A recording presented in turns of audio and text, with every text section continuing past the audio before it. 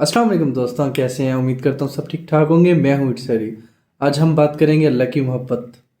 मुझे लगता है कि हमें अल्लाह से मोहब्बत करना सिखाया ही नहीं गया, इसलिए हमें लगता है कि मोहब्बत तोड़ देती है। क्योंकि अगर अल्लाह से मोहब्बत करना सिखाया जाता तो समझ आती कि मोहब्बत तो जोड़ती है। हम समझते हैं कि मोहब्बत इंसान को तकलीफ देती है, तोड़ती है, लेकिन नहीं।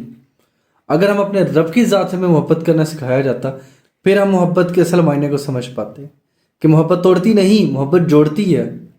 मोहब्बत तकलीफ का नाम नहीं, मोहब्बत सुकून का नाम है। वो सुकून जो सिर्फ और सिर्फ बंदे को उसके रब की ज़ात से हासिल होगा, उस रब की इबादत से हासिल होगा। वो सुकून जो अल्लाह से जुड़ने से हासिल होगा। वो सुकून जो सिर्फ अल्लाह की मोहब्बत से हासिल होगा हमें। मोहब्बत तो इंसान को पहले से बेहतर बनाती है। मोहब्बत तो हमें बुराई से रोकती है। अगर हम अल्लाह से मोहब्बत करते हैं तो हम बुरे कामों में नहीं पड़ सकते। हमें खौफ होगा, अल्लाह का डर होगा कि नहीं, ये काम नहीं करना। सिर्फ वो काम करना है जिससे मेरा रब राजी होता है, जिससे मेरा अल्लाह राजी होगा, बस। मोहब्बत तो इंसान को बदल देती है। मोहब्बत तो आपको एक मजबूत और बाकिरदार इंसान बनाती है। और जो मोहब्बत ऐसा नहीं करती तो वो वाकई मोहब्बत नहीं है। मोहब्बत एक सुकून का नाम है। अल्लाह की मोहब्बत में ही सुकून है। अल्लाह की मोहब्बत में ही सुकून है। अल्लाह की मोहब्बत ही सच्ची है। बाकी सारी दुनियावी मोहब्बतें झूठी हैं, ये सब वक्ती हैं। सिर्फ सच्ची जो मोहब्बत है वो सिर्फ और सिर्फ रब की ज़ात है।